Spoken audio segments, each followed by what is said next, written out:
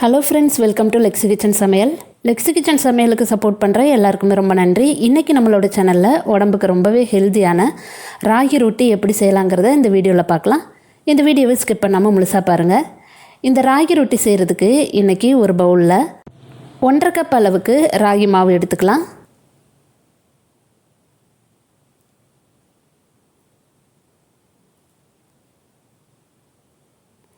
அது கூடவே பொடியாக கட் பண்ணி வச்சுருக்க 2 மீடியம் சைஸ் வெங்காயத்தை சேர்த்துக்கலாம்.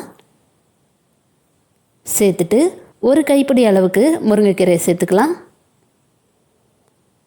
ஒரு கொத்து அளவுக்கு கருவேப்பிலை சேர்த்துக்கலாம்.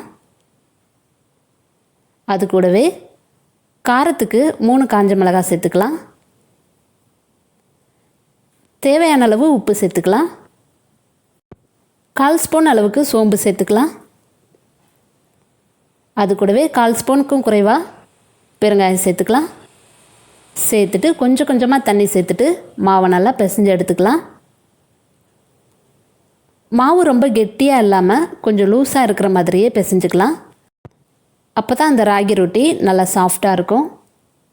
மாவு ரொம்ப கெட்டியாக இருந்தால் இந்த ராகி ரொட்டியும் கெட்டியாக இருக்கும். இந்த ராகி ரொட்டியை நீங்கள் அடிக்கடி உணவில் எடுத்துக்கோங்க, உடம்புக்கு ரொம்பவே நல்லது. இது போல் சிம்பிளான ஹெல்த்தி ரெசிபிஸ் நீங்கள் பார்க்கணும் அப்படின்னா லெக்ஸி கிச்சன் சேனலை சப்ஸ்கிரைப் பண்ணுங்கள். நீங்கள் பண்ணக்கூடிய இந்த சப்போர்ட் எனக்கு ரொம்பவே மோட்டிவேஷனாக இருக்கும்.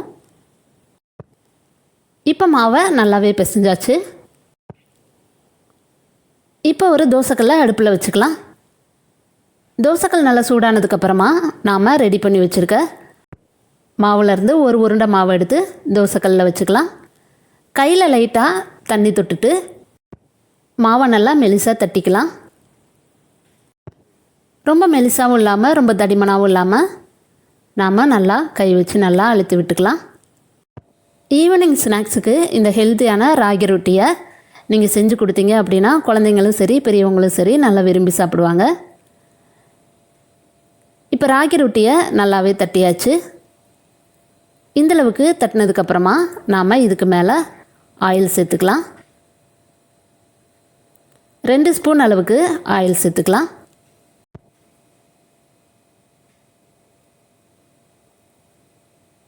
ஆயில் சேர்த்ததுக்கப்புறமா ஒரு பக்கம் வெந்ததுக்கப்புறமா நாம் அதை திருப்பி போட்டுக்கலாம். இப்போ ஒரு பக்கம் வெந்துருச்சு, நாம் அதை திருப்பி போட்டுக்கலாம். அடுப்பை கொஞ்சம் லோ ஃப்ளேமில் வச்சுக்கலாம். ஹை ஃப்ளேமில் இருந்தால் வெளியில் வேகும், உள்ளே வேகாமல் போயிடும். அதனால் லோ ஃப்ளேமில் வச்சுட்டு 2 பக்கமும் நல்லா வெந்ததுக்கப்புறமா நாம் இந்த ராகி ரொட்டியை எடுத்துக்கலாம். இப்போ 2 பக்கமுமே நல்லா வெந்துருச்சு. இந்தளவுக்கு வெந்ததுக்கப்புறமா நாம் அதை எடுத்துக்கலாம். இந்த வீடியோ உங்களுக்கு பிடிச்சிருந்தா லைக் பண்ணுங்கள், ஷேர் பண்ணுங்கள். லெக்ஸி கிச்சன் சமையலுக்கு சப்போர்ட் பண்ணுங்கள். தேங்க்ஸ் ஃபார் வாட்சிங்.